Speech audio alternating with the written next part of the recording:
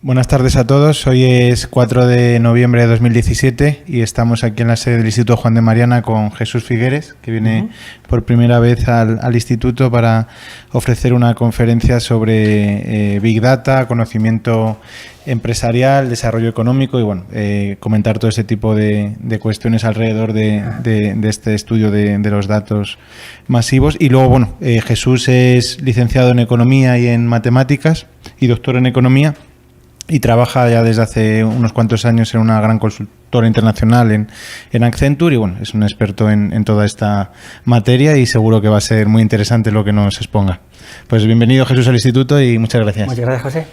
Bueno, muchas gracias a todos por estar aquí, al Instituto Juan de Mariana por darme la oportunidad de hablar y de exponer lo que son también los resultados de una investigación que estuve haciendo durante bastante tiempo y que sigo haciendo, por supuesto, que es, estuve haciendo una tesis sobre ese tema y luego también es mi trabajo el día a día, ¿no? donde vivo lo que es el Big Data, la explotación de los datos desde el punto de vista de modelos matemáticos, la parte de Machine Learning, inteligencia artificial, todo esto que es mi día a día del trabajo, ¿no?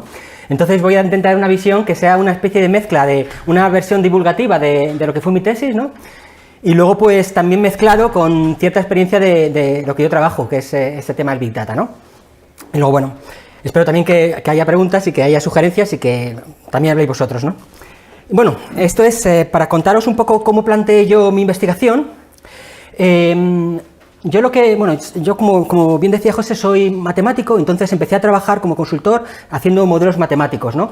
Y llegó un punto en que me di cuenta que esos modelos matemáticos ayudan a las empresas explotando los datos, los Big Data, entonces no eran tan big, pero eran bastantes, ¿no? Entonces, lo que yo quería, ya que estos modelos funcionan bien para las empresas, yo digo, joder, me gustaría utilizar esto para algo más útil para la sociedad, ¿no? Entonces, digo, ¿hasta qué punto podrían ser útiles estos modelos que yo sé aplicar para el Big Data para la sociedad, ¿no?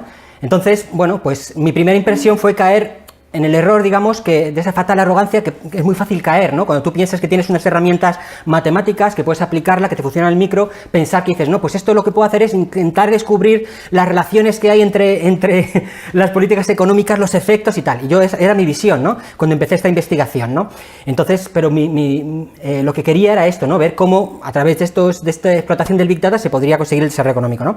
Lo que sí que es cierto que empecé a leer libros, empecé con el mainstream, intenté interpretar ciertos modelos de varias fuentes, veí todo tipo de autores, de varias escuelas, y bueno, me di cuenta que no entendía nada, que no era tan sencillo, ¿no? Y entonces, bueno, me empecé a estudiar economía, empecé a ir aprendiendo poco a poco, me ayudó mucho el Instituto Juan de Mariana porque tenéis muchísima información en abierto, los vídeos de Huerta de Soto y bueno, realmente fueron unos años en los que investigué mucho por mi cuenta, aparte que estaba estudiando y un poco cambió mi visión, ¿no? Paulatinamente, ¿no? En tanto que no es tan fácil explotar los Big Data para aplicarlos a resolver problemas económicos, sino que es un poquito más complicado, ¿no? Realmente porque digamos que no se trata de esta planificación, ¿no? Que eso veremos que, bueno, ya sabemos que tiene muchos problemas, ¿no?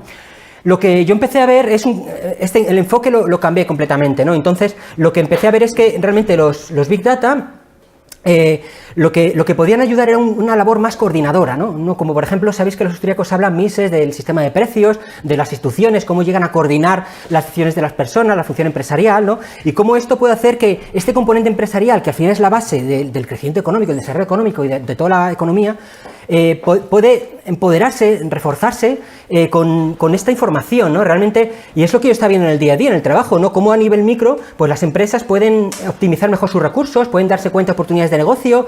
Es un poco parecido a la alertness, ¿no? Que dice Kirchner, ¿no? Todo esto, esta memoria que se amplía, ¿no? Es algo un poquito más complicado, ¿no? Cómo este componente empresarial se transforma, en cierta manera evoluciona, se hace más potente para poder operar mejor en el mercado, es decir, para poder entender las necesidades que existen en la sociedad y poderlos servir más eficazmente con menos recursos y de forma más efectiva, ¿no? Entonces, lo que está haciendo es un efecto más coordinador, ¿no? Que es lo que hablamos aquí, procesos de autoorganización, que es la tercera cajita, ¿no? Entonces, lo que veía era, digo, bueno, esto no se trata de coger los datos y utilizarlos para intentar resolver un problema, sino que de forma descentralizada los datos pues pueden servir para que las personas, los empresarios, ¿no?, sean de alguna manera capaces de descubrir por sí mismos estas necesidades de negocio y saber cómo utilizar mejor los recursos para alcanzar los fines, ¿no?, que perseguirían, ¿no? Entonces, descubriendo sinergias de uno con otro, entendiendo mejor qué necesidades tienen, ¿no? Y al final esto se puede llegar a materializar en forma de instituciones, ¿no? El mercado puede llegar a evolucionar y llegar, bueno, puede haber un cambio institucional que realmente es necesario para que haya un desarrollo económico, ¿no?, que haya un progreso y que un bienestar, ¿no?, más generalizado, ¿no? Aquí pongo la paloma porque también me gusta el enfoque de Amartya Sen, de Peter Bauer, que habla más el desarrollo como libertad, ¿no?, como que la gente puede satisfacer más sus necesidades, no tanto como por supuesto, superar todo lo que él necesita para sobrevivir, sino también un poco ir más allá y que haya una satisfacción. ¿Vale? Entonces, eso es un resumen muy a alto nivel de por dónde va mi tesis, ¿no? Y un poco lo que fui descubriendo a lo largo de mi tesis, ¿no? Que bueno, yo ya digo que venía del mundo de las matemáticas, empecé a estudiar economía, empecé a leer no solo el mainstream, sino que fui leyendo otros autores, especialmente me influyó mucho la escuela austríaca y luego al final pues llegué a un planteamiento bastante diferente, ¿no? Bueno, y ahora entonces yo creo que para un poco defender este esquema que os estaba contando, lo que sí quiero es contaros la primera cajita, ¿no?, que es la cajita del Big Data, ¿no? Y aquí voy a empezar a utilizar más mi visión del trabajo mío del día a día, ¿no? Entonces, ¿qué elementos hay para ver cómo de esto se puede llegar a todo lo que estoy contando, que puede ser un poquito más abstracto, ¿no? Entonces, bueno, sabéis que el Big Data, lo que están creciendo los datos, ¿no? Es algo... Antes quiero puntualizar, no es que crezcan los datos, ¿no? Porque realmente lo que crece son los datos digitales, ¿no? Datos están llegándonos por todos lados, tenemos datos por todo nuestro entorno, ¿no? Datos siempre ha habido, ¿no? Y siempre ha habido muchísimos, ¿no? De hecho, no somos capaces de asimilar todos los datos que hay, ¿no?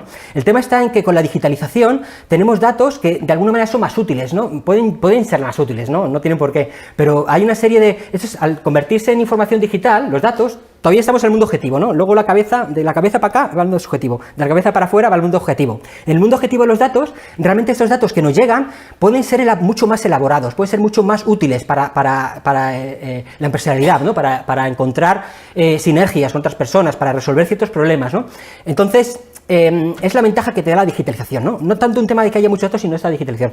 Efectivamente, crecen los datos digitales, que vemos esa evolución brutal, ¿no?, que hay. Entonces hablamos de las 5 Vs, ¿no? Volumen, que es la que estoy comentando ahora, ¿no? Pero no solo es tema de volumen, ¿no? Es tema también de velocidad, ¿no? Los datos fluyen muy rápidamente, ¿no? Y eso hace lo que contaba antes, ¿no? Es esta sangre que va dando vida, por ejemplo, a sistemas automáticos, ¿no?, de inteligencia artificial, ¿no?, que al final va recogiendo información y son más reactivos, porque realmente no están aislados del mundo, sino que tienen unos sensores que captan información, lo procesan, lo manejan. Entonces, realmente ese flujo es fundamental, ¿no?, la velocidad de los datos, ¿no?, y cómo nosotros somos capaces de interactuar con gente de todo el mundo muy rápidamente, ¿no? Es no solo un tema de volumen, es un tema de velocidad y de ser capaces de acceder rápidamente a todos los contenidos que hay, ¿no? O sea, puedes tener mucho volumen, pero si no es capaz de encontrarlo, ¿no?, un buscador o algo, un sistema que haya algún tipo de mecanismos para encontrar rápidamente los datos que necesitas, ¿no? Si no hay esa agilidad, no sirve de mucho, ¿no? El tema de la variedad también es importante porque son datos que son de muchos tipos, ya sabemos que pueden ser de textos no estructurados, todo eso se puede aprovechar, ¿no?, de imágenes, pero también es que son descentralizados en el sentido que, por ejemplo, todos los social media son datos que puede subir cualquier persona, ¿no? No son datos que emita un controlador centralizado que va emitiendo los datos y los demás lo aprovechamos, sino que es datos de cualquier cosa. No hablan de la paradoja del bache, ¿no?, que un bache cualquiera al final puede llegar a ser el motivo de una discusión, de un punto concreto del mundo, ¿no? Al final son datos tan dispersos que pueden ser, por supuesto, de mayor o menor calidad, que a eso voy con la V de veracidad, ¿no? Puede ser, dice, bueno, es que en Internet o en los datos, no solo Internet, sino en los datos empresariales, los datos de las máquinas, de los robots, son desastres, ¿no? Realmente hay muchísima mala calidad, ¿no? Pero aunque sean de mala calidad y hay a veces ciertas incoherencias, ¿no?, también existen mecanismos para hacer que sean útiles, ¿no? Por ejemplo, en Wikipedia sabéis que, bueno, cualquiera puede subir cualquier cosa temporalmente, ¿no? Lo que pasa es que existe un mecanismo de corrección por medio de multitudes inteligentes, con lo cual al final tiene cierta validez, tiene mucha validez, ¿no? Muchos sistemas pues de código abierto pueden llegar a ser mucho más fiables que otros que persigue un equipo de trabajo, ¿no? Porque realmente hay mucha gente, muchos ojos pendientes de encontrar fallos, ¿no? Y luego, bueno, el tema de la veracidad también es muy importante, de lo que estáis oyendo mucho de blockchain, ¿no? La blockchain, pues también esa capacidad que puede haber de certificar ciertos intercambios, ¿no? Eso también lo metería dentro del paraguas del Big Data, ¿no? Que eso también puede hacer que las interacciones se queden certificadas y podamos tener mucho más criterio a la hora de establecer estas relaciones, esas interacciones que hablamos, ¿no? Y luego, Perdón, el valor. El valor quiere decir que esto tiene que ser útil, ¿no? Tantos datos se tienen que poder explotar y tienen que aportar, cambiar la toma de decisión empresarial, ¿no? Cuando digo empresarial me refiero personal, ¿no? Hablo esa terminología, pero quiero decir, la toma de decisión de los individuos, ¿no? Que realmente tiene que ser útil, ¿no? Entonces veremos cómo puede ser útil, ¿no? Algunos ejemplos, ¿no? Bueno, hablaré de 3 fuentes, 3 orígenes de datos, ¿no? La transformación digital de las empresas, el Internet de las cosas y los social media, ¿vale? Entonces, aunque solapes, ¿no? Bueno, todas las empresas están cambiando su manera de funcionar. No es que se digitalicen sus procesos de puertas adentro y de cara al cliente, que también, sino que el modelo de negocio cambia, ¿no? Realmente puedes tener un enfoque mucho más al cliente porque tienes todo su ciclo de vida, tienes mucho más información, puedes entender sus gustos y puedes utilizar lo que has utilizado un día, otro día distinto, ¿no? Realmente tienes un seguimiento mayor, una visión 360 grados, ¿no? Y omnicanalidad, tienes muchos puntos de acceso, todo esto genera datos, ¿no? Esa interacción. Al final, las empresas pueden entender mucho mejor lo que necesita el cliente, ¿no? Tiene por lo menos la posibilidad. Una visión 1 a 1, long tail, realmente puedes tener una visión mucho más personalizada, ¿no? Todo el tema de los modelos matemáticos que pueden ayudar, que ahora veremos ejemplos. Luego también tiene que haber una flexibilidad a través, por ejemplo, de sistemas cloud, de servicios, que al final te permiten fragmentar y poder subcontratar de cierta manera, o de alguna manera, voy a decir alquilar, aunque no exactamente eso, pero yo no necesito tener mis supersistemas, comprarlos y tenerlos ahí sin utilizarlos, sino que los pago por uso, ¿no? Ese pago por uso permite, en cierta manera, fragmentar lo que son los servicios, ¿no? Y poder utilizar lo que necesito en cada momento, ¿no? Y esa agilidad es importante, ¿no? Luego, mercado de datos. También los datos de una empresa pueden ser útiles para otra, siempre y cuando que se cumplan ciertos criterios de privacidad, ¿no? Y para esa reutilización, ¿no? También es un punto importante, ¿no? Porque al final tener la foto completa. Y bueno, por supuesto, todo el tema de las fintechs, insurtechs, las monedas. RPA son Robotic Process Automation, la robotización de ciertas acciones. Y bueno, por otro lado, el parte de Internet de las cosas son los aparatitos que se pueden conectar a Internet y pueden interactuar entre sí, ¿no? Entonces, al final lo que hacen es captar información, con lo cual están trayendo más datos todavía, ¿no? Sensores de temperatura, cámaras de vídeo, pues vídeo, todo van trayendo mucho más datos, con lo cual tienen también actuadores y podemos incorporar muchos más datos a la hora de entender mejor lo que está pasando y poder explotar más la información, ¿no? Todo el tema de sistemas que pueden captar nuestras señales vitales, sistemas que se wearable, embeddables, que pueden... Temas de biometría, todo esto hablaré un poquito más en detalle luego, no quiero ahora tampoco dar mucho detalle. La web semántica, o sea, una web, no simplemente Wikipedia o el Internet que tenemos, sino estructurado para que las máquinas puedan acceder más fácilmente a esta información. Y luego todo lo que son Smart Grids, Smart Cities, que al final lo que son sistemas inteligentes para hacer que ciertas funciones de las ciudades o de las redes de electricidad o redes de agua, tal, pues sean más eficientes, ¿no? Y luego, por supuesto, el tema de las impresoras 3D, que al final, en vez de enviar el producto, envías datos y entonces también agilizas la información, ¿no? Bueno, y muchas cosas. Los social media tienen mucho interés en sí mismo, ¿no? Porque ahí lo que estamos es introduciendo información nuestra, ¿no? De las personas. Cualquier persona puede entrar en Internet y subir información, ¿no? Entonces, quiero decir, de cierta manera, esto está dando voz a quien no tenía voz, ¿no? Y pudiendo también todo el código abierto, los datos abiertos, poder optar a formación gratuita y a poder entender, conocer mucho más a gente que a lo mejor no tenía acceso, y a todo el mundo realmente, ¿no? Esto sí que es, desde luego, un elemento fundamental de coordinación que está descentralizado, ¿no? Porque el otro podríamos decir, bueno, sí, quien posea las máquinas va a tener una mucho mayor ventaja, ¿no? Pero aquí realmente está abierto. Esto es algo en lo que tienes bastante posibilidad de poder comentar tu opinión, interactuar, aprender de unos, aprender de otros. En cursos vemos aquí online, ya sabéis, ¿no? Temas de, ahí tenemos la huella digital, ¿no? Las multitudes inteligentes, que hablamos de la Smart Mobs, de la Wikipedia, por ejemplo, ¿no? Cómo van funcionando los fenómenos wiki. Y bueno, si vemos, por ejemplo, ahora voy a contaros algunos casos de ejemplos de cómo nosotros, dentro del tema de Advanced Analytics y en Data Science, ¿no? Explotamos los datos, para que veáis cómo a través del Big Data se produce esta ampliación cognitiva y estos procesos de autoorganización, esta cooperación social, ¿no? Pongamos una empresa ¿cómo se aplicaría esto al marketing, ¿no?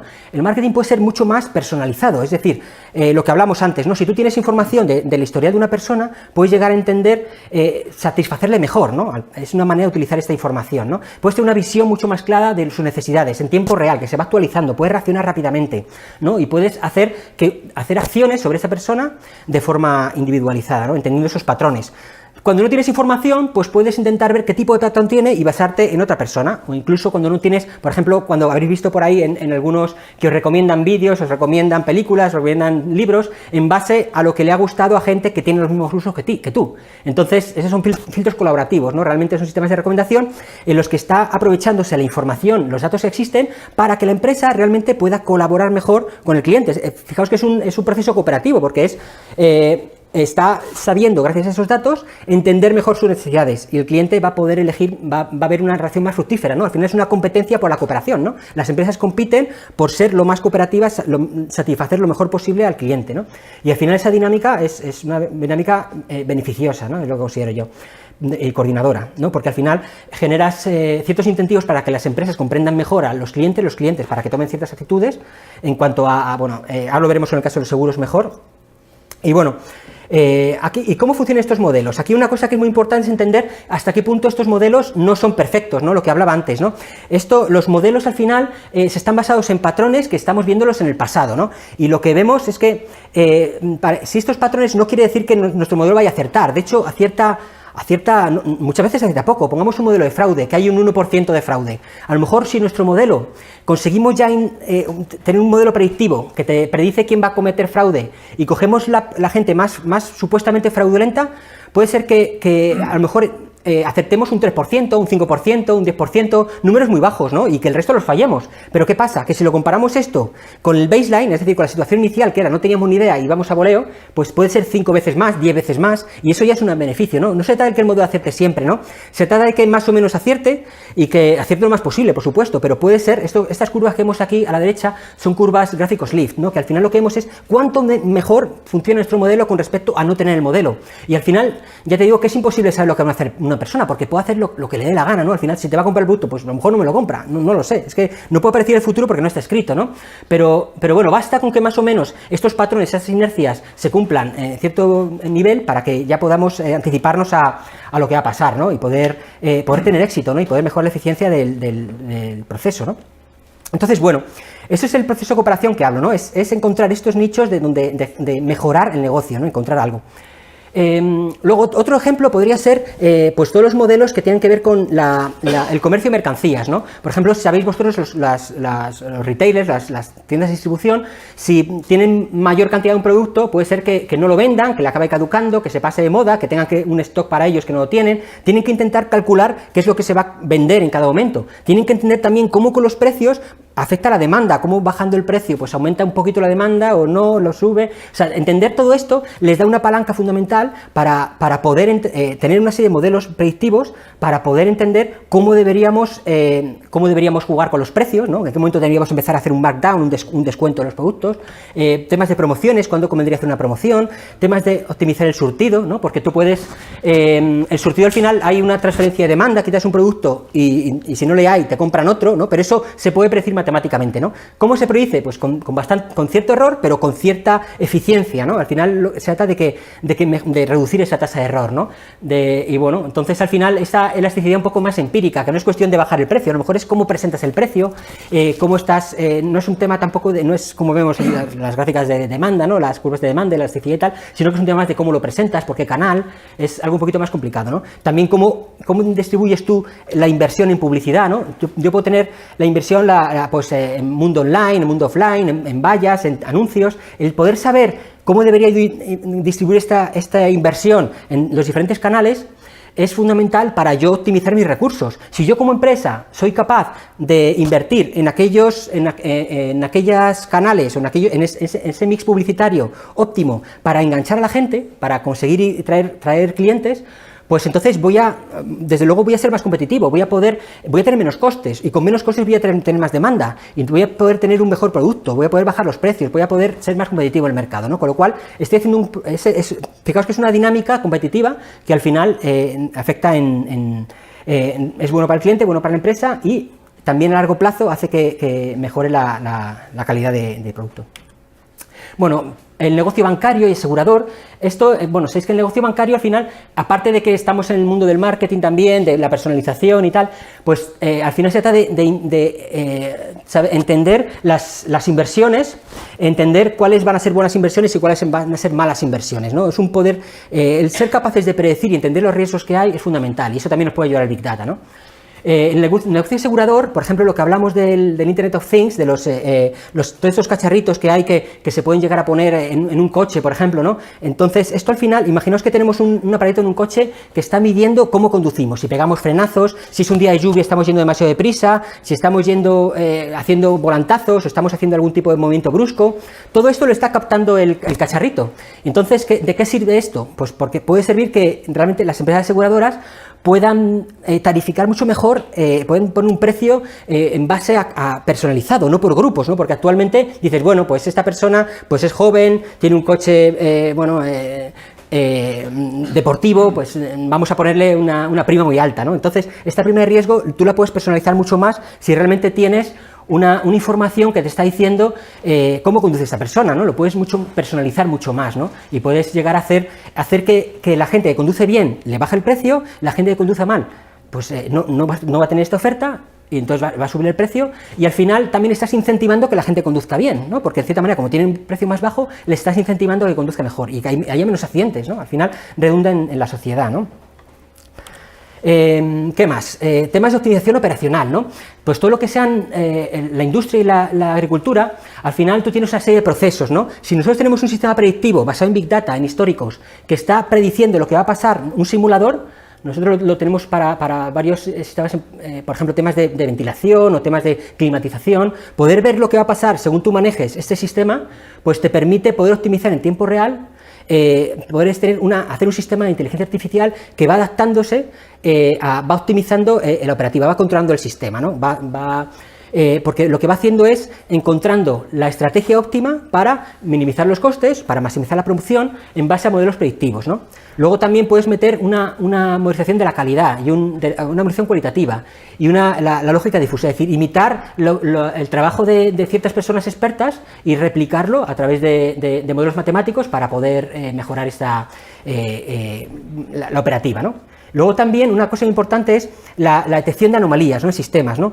Tú puedes tener, por ejemplo, un sistema de aerogeneradores y puedes tener señales que vienen de ese aerogenerador, ¿no? Si tú tienes un modelo matemático que te está representando empíricamente cómo suele funcionar este aerogenerador, puedes ver en qué momento llega a desviarse de este patrón, porque cuando se desvía el patrón quiere decir que algo está pasando ahí. Realmente el sistema está comportándose de forma extraña, no debería comportarse así. No es cuestión de que supere los umbrales, sino que está saliéndose del modelo matemático que se podía haber inferido.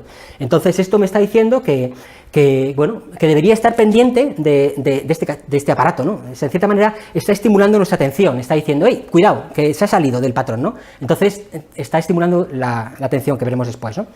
Y bueno, más ejemplos, pues todo el tema de medicina, ¿no? Hasta qué punto sistemas de redes neuronales artificiales, lo habéis oído hablar del deep learning, al final lo que podemos, entre otros, unos modelos son los convolucionales, podemos captar cierta información en las imágenes, ¿no?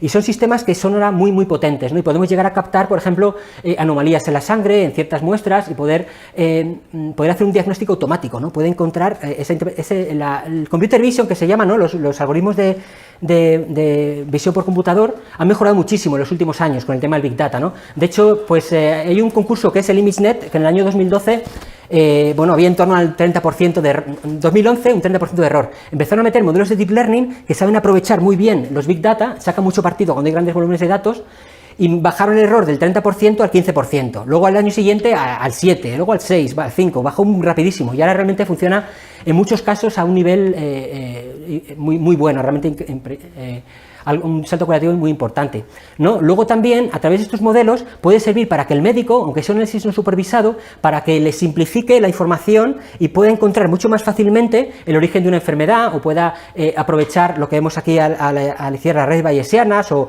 ontologías, modelización del conocimiento, para que pueda aprovechar un médico de la información del conocimiento que tienen otros médicos, ¿no?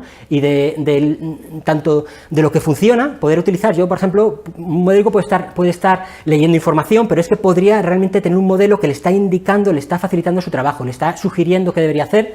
Luego, por supuesto, está su trabajo, ¿no? Pero todo eso hace que se reduzca el error, ¿no? Y luego, bueno, todo esto asiste luego temas de seguridad y de control, pues también todo el tema de la biometría pues es mucho más preciso, incluso los Brain Computer Interface, que quiere decir que a través de la mente podemos se pueden encontrar patrones para poder, a través de los impulsos eléctricos, se puede llegar a ver hasta qué punto estoy pensando o sea, estoy emitiendo ciertos impulsos eléctricos, podemos llegar a, cuando el modelo capta ciertos patrones, llegar a actuar, encender las luces, o hacer moverse un coche, o operarlo, ¿no? Y llegar, por ejemplo, también a través de Computer Vision, no sé si sabéis, hay algunas empresas que están capturando cómo mueve, gente paralítica, ¿no? Cómo mueve el ojo, la retina, para poder ver el iris, para poder entender lo que está mirando, ¿no? Moverlo como si fuese un ratón. O sea, realmente podemos empoderar a ciertas personas que podrían necesitarlo, ¿no? Todo esto, a través de estos modelos, ¿no? Incluso también a la creatividad, la propia creatividad, pues entonces puede servir para hacer mucho más fácil ciertos procesos creativos, ¿no? Vemos que incluso dirá, bueno, sí, los ordenadores pueden llegar a hacer muchas cosas, pero lo que no van a hacer es arte, ¿no? Pero sí, realmente hay modelos, hay algoritmos que pueden generar música, imágenes, pueden hacer grandes cosas, ¿no? Aparentemente, pero sobre todo lo que pueden ayudar es a un artista a encontrar fácilmente lo que quiere expresar, ¿no? Realmente puede ser asistirte a la creatividad. Y puede ayudar también a generar escenarios, ¿no? Para poder entender qué pasaría así, ¿no? Aquí vemos, por ejemplo, todas estas imágenes que vemos aquí están generadas por computador, mediante Generative Adversarial Networks. Y luego, bueno, pues ahí tenemos también de cara a la red aumentada, cómo podemos realmente aprovechar la información que existe y combinarla con otra, ver qué pasaría así, simulaciones. Y bueno, todo lo que son los dashboards, que son los cuadros de mando, que a una empresa le permite entender mucho mejor lo que está pasando y encontrar ciertos insights que le ayuden a tomar la decisión, un cambio de rumbo y a dirigir el rumbo de la empresa, ¿no? Y bueno, luego aquí he puesto serendipia porque también llega un punto en que también lo que hablaba antes del marketing directo, en que las noticias nos encuentran a nosotros. ¿Qué quiere decir esto? Pues que como sabe tanto de mí, mi entorno, o sea, puede llegar a recibir ciertas proposiciones, ciertos anuncios, ciertas ofertas que yo no las estaba buscando, pero me las he encontrado de casualidad, ¿no? Porque realmente se ha configurado el escenario a lo que saben de mí, ¿no? Entonces podemos llegar a encontrar cosas que no estamos buscando y que queremos, ¿no? Entonces, bueno, un poco como un escenario de lo que está significando ahora el Big Data, ¿no? Desde el punto de vista empresarial, ¿no? Y cómo esto realmente supone una ampliación cognitiva. Estoy hablando de estos sistemas que mejoran la eficiencia empresarial, ¿no? Y luego, bueno, esos son algunos autores que hablan no solo de Big Data, sino de los social media, de los últimos años, ¿no?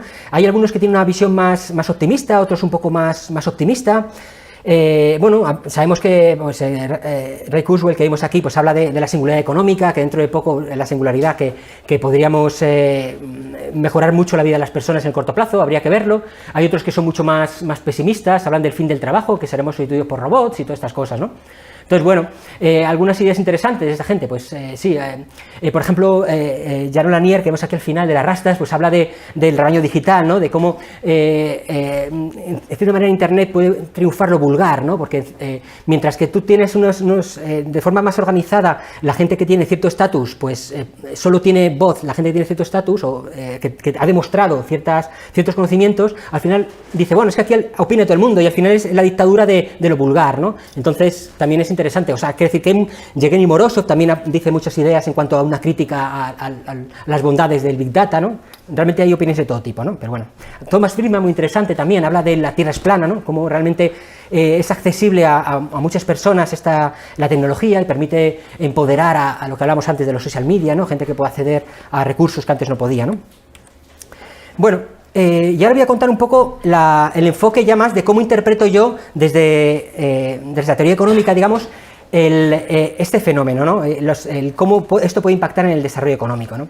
Entonces, yo lo que he tenido bastante influencia de la escuela austríaca, que sería más o menos la línea de arriba, vemos señales, recuerdos, ideas sin hilo, conocimiento empresarial, mercado de intuiciones, orden espontáneo, ¿no? Eso sería un poco, en cierta manera, el enfoque más austríaco, ¿no? Y yo lo que hago es intento plasmarlo en estos 4 cajitas. Entonces, realmente, yo entiendo que desde un punto de vista austríaco, ¿no? Se aporta una visión mucho más, lo que es el conocimiento no se considera una acumulación de datos, ¿no? Sino que es mucho más que eso, es algo mucho más. Estamos hablando de creatividad, ¿no? Que habla mucho Kirchner, ¿no? De cálculo, de memoria, de atención, del alertness, ¿no? Es una visión mucho más rica, ¿no? Entonces, hablamos de que no es cuestión de que los datos me generen las ideas, sino que las ideas pueden salir de ningún lado, ¿no? Es nihilo, ¿no? Pueden ser los recuerdos, al final estoy compartiéndolo, ¿no? La gente tiene ideas dispersas, ¿no? Y al final, todo eso al final da un cierto conocimiento empresarial, ¿no? Que vas acumulando con el tiempo y vas aprendiendo.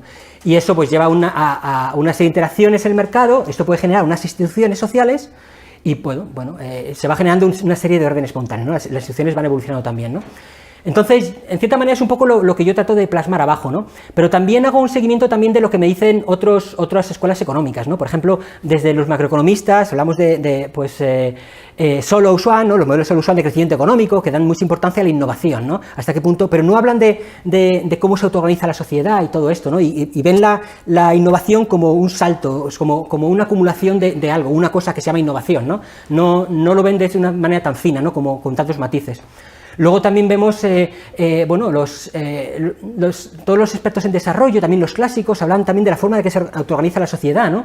Pero aquí entraría tanto desde Adam Smith, ¿no? que al final sabéis que habla de esa división del trabajo, cómo la sociedad se autoorganiza, ¿no? Para poder llegar a la riqueza de las naciones, ¿no?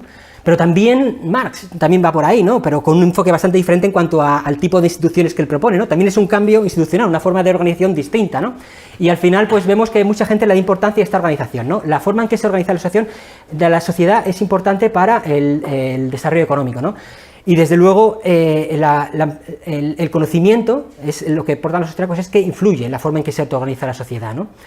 Y bueno, ese es un poquito el enfoque. Luego, muy interesante también los microdesarrollistas, que utilizan también modelos matemáticos para poder poder entender qué políticas económicas funcionan a nivel micropolíticas económicas, ¿no? Y cuáles no funcionan, ¿no? Entonces van haciendo test, experimentos y van viendo qué funciona y qué no funciona para el desarrollo económico, ¿no? Ahí está Esther Duflo, Abhijit Banerjee, Dean Karlan, y bueno, también es interesante, ¿no? Lo que pasa es que, bueno... Vale, entonces, desde el punto de vista de otro esquema también que me gusta a mí a la hora de aplicarlo a la interpretación del Big Data, es tratar de distinguir entre lo que es el análisis teórico y la aplicación de este análisis teórico a la actualidad, al área actual, lo que conocemos el Big Data, que sería este análisis histórico, y luego, pues, cómo aplicamos también lo que conocemos, ¿no? a un análisis empresarial, ¿no? Porque aquí lo que yo, como veis al principio, la pregunta que yo me hago es una pregunta empresarial, es decir, ¿cómo yo puedo utilizar los Big Data y mis capacidades para poder tener un impacto para ayudar a mejorar el bienestar social, ¿no?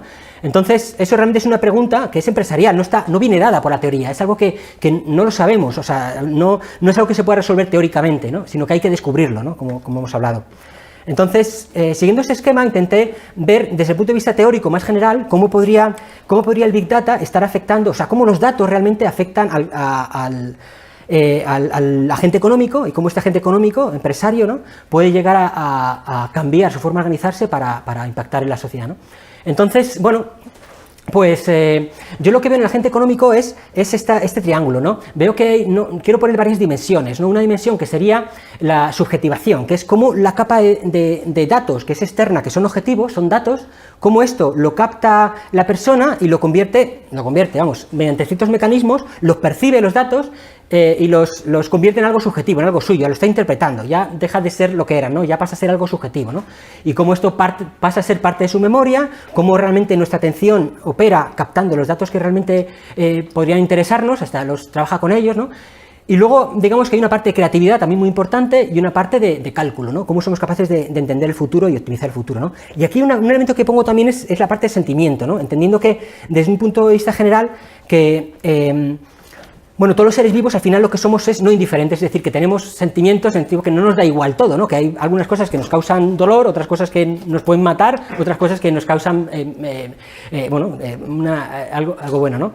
Y bueno, y en todo caso, lo que sintamos va a ser privado, es decir, las máquinas, por mucho que evolucionen, podemos llegar a programarlas, pero para que se metan en nuestra cabeza y para entender todas nuestras necesidades, es imposible realmente, o sea, es que tendrían que entender toda nuestra genética, toda nuestra biología realmente para poderlo entender. O sea, siempre, y nuestras necesidades pueden llegar a ser infinitas, ¿no? O sea, que decir, esto luego iré luego a ello, pero hay que entender que aunque las máquinas puedan ayudarnos a mejorar las funciones y los datos, ¿no? Los datos que utilizan estas máquinas pueden ayudar a mejorar nuestras capacidades cognitivas, siempre va a quedar una voluntad y unas necesidades humanas, o no hace falta que sean humanas, también vitales al final, que las máquinas no van a poder cubrir, ¿no? En todo. Entonces, bueno, aquí ponía también cómo el sistema de datos realmente lo veo como una especie de enganche, igual que hablamos del sistema de precios que ayuda a la coordinación social. Al final estos datos me dan esta información que me permite interactuar mejor con otras personas, ¿no? Tanto lo que veíamos antes a nivel de la cadena del proceso cooperativo de toda la empresa en sí, como esa empresa con el cliente, ¿no? Al final nos ayudan a esa interacción, ¿no? Entonces, vale, de aquí realmente la parte si esto lo vemos al Big Data, yo lo que vemos es que, por ejemplo, toda la parte de subjetivación, la parte de captación de la información, de memorización y atención, por ejemplo, la percepción es mucho mayor, o sea, a través de los datos podemos percibir mucho más de lo que percibimos a través de los sentidos, y eso nos viene procesado y nos selecciona lo que realmente puede ser relevante para nosotros, ¿no? Y luego, pues, toda la parte de atención, memoria, nos permite recordar mucho más, ¿no? A través también de terceras personas, que puede estar guardado, soy capaz de accederlo. Entonces, bueno, la creatividad, vemos también los procesos creativos cómo se mejoran, el cálculo es la capacidad predictiva, que veíamos también los sistemas industriales y muchos también sistemas de que hablamos en banca, de poder predecir a largo plazo. O sea que al final, todas estas capacidades que pueden ser funcionalmente mejoradas, bueno, también nos podría llevar a hacer lo que pinto aquí, estas rayitas, hacer que las instituciones de mercado realmente evolucionen, mejoren, ¿no? O sea, si nosotros al final, a través de nuestro conocimiento, somos capaces de entender mejor las necesidades de los demás y coordinar mejor con ellos y montar empresas mucho más efectivas, porque la empresa al final es un proceso cooperativo, desde el que está vendiendo, desde el que diseña el producto, desde el que lo transporta, al final es un proceso cooperativo, ¿no? Si todos esos procesos cooperativos, incluyendo el cliente que lo compra y que financia a todos, pues si esos son cada vez más eficientes y al final encontramos una manera de encontrar el entendimiento entre tanta gente, pues al final se genera una serie de instituciones sociales que emerge todos los buenos comportamientos, los malos también, ¿no? Hablamos antes de que los datos abiertos, hasta qué punto podemos saber en los seguros quién conduce mejor y conduce peor. O sea, que decir, al final tendremos una visión mucho más clara de lo que está pasando, con lo cual disminuye lo que es el riesgo moral y la selección adversa, ¿no? Que se puede producir por falta de información. Entonces eso hace que la cooperación sea más fácil y que se instituyan ciertos comportamientos benignos, digamos, ¿no? Entonces estos comportamientos, al final, hace que, en la medida en que se institucionalicen los comportamientos, digamos, socialmente beneficiosos, ¿no? Cooperación, comprensión, confianza, respeto, eficiencia, y de alguna manera sabemos en quién podemos confiar, y ese en quien podemos confiar le sabemos distinguir de entre la multitud, porque somos capaces a través de los datos de distinguirle, ¿no? Entonces, sabemos cooperar mejor, somos más responsables porque lo que hagamos va a repercutir en nosotros, porque los datos lo van a hacer emerger. Entonces, todo esto al final hace que el esfuerzo se valore más y hace que se institucionalice esto, ¿no? Y al final realimenta para que pueda, para que el sentimiento también evolucione, ¿no? Entonces, que sería ya el elemento para que realmente la sociedad cambie, ¿no? Y ya haya un desarrollo mayor, ¿no? Bueno, ahí ya quizás es demasiado lejos, ¿no? Pero en la medida en que nosotros seamos capaces de incentivar también estos valores, ¿no? Pues también afecta a todo, ¿no? Al final es lo que hace que desde el origen la sociedad esté más cohesionada, ¿no? Desde el punto de vista descentralizado estoy contando, ¿no? Y bueno, aquí lo que hablaba también es desde las... al final, si lo que nosotros queremos es reducir la pobreza, ¿no? Intentar contribuir al desarrollo económico, desde luego hay gente que está utilizando los datos para llevar a cabo una serie de acciones intencionadas, de proyectos empresariales, ¿no? Asistencia humanitaria, trabajo y educación, dinero y crédito, derechos sociales. Pero también hay una serie de procesos, voy a decir factores residuales, que son propios, es lo que son propios a cualquier proceso de acumulación de capital, pues toda la evolución de la tecnología, de las innovaciones, cómo se van transmitiendo, lo que hablaba de las instituciones, que son realmente no intencionados, ¿no? Que se va generando de forma residual, pero que es fundamental para que realmente se beneficie el desarrollo económico, ¿no? Y lo que vemos aquí es que las necesidades vitales, la tecnología va haciendo haciendo que podamos ir superándolas poco a poco, ¿no? Aunque no vemos que todavía que hay, aunque superemos para unas personas, no para otras, ¿no? Pero respecto a lo que se habla bastante de que si la sociedad puede llegar a estar completamente robotizada y perder el trabajo, no decir, bueno, es que esto al final los datos van a hacer que hay unas máquinas que hagan mi trabajo y yo ya no voy a tener cabida, ¿no? Daos cuenta que aunque podamos llegar a superar la parte roja, que son las necesidades vitales, las necesidades humanas que aparecerán seguirán avanzando. O sea, no solo evoluciona lo que es la tecnología, evolucionan también las necesidades. Es decir, que si yo mañana, de hecho los trabajos que tenemos en el siglo XXI no tienen nada que ver con los trabajos que había hace 2 siglos, ¿no? Ha aparecido nuevas necesidades. Un diseñador de páginas web no tenía sentido hace unos años, ¿no? O sea, quiere decir que no podemos pensar, o sea, podemos pensarlo, pero que hay que cuestionarlo cuando pensemos si realmente todas las máquinas van a llegar a sustituir a las personas, porque las personas, al final, lo que hablaba antes de los sentimientos, al final tienen necesidades que son incomprensibles y son ilimitadas, y al final se trata de que con las máquinas seamos capaces de superar las necesidades vitales, que es el mínimo, ¿no? Para que la gente pueda vivir, ¿no? Y luego otra cosa es que más adelante podamos llegar a crear necesidades y a encontrar la manera de cubrirlas, ¿no? Con nuevos trabajos, ¿no? Entonces, bueno, esa es un poquito la dinámica que veríamos del desarrollo. Y luego, bueno, aquí ya son las últimas.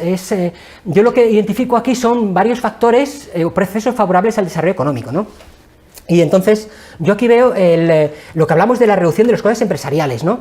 Si los datos nos ayudan a entender mejor qué inversiones funcionan mejor y cuáles funcionan peor, de qué manera debería llevarlas a cabo.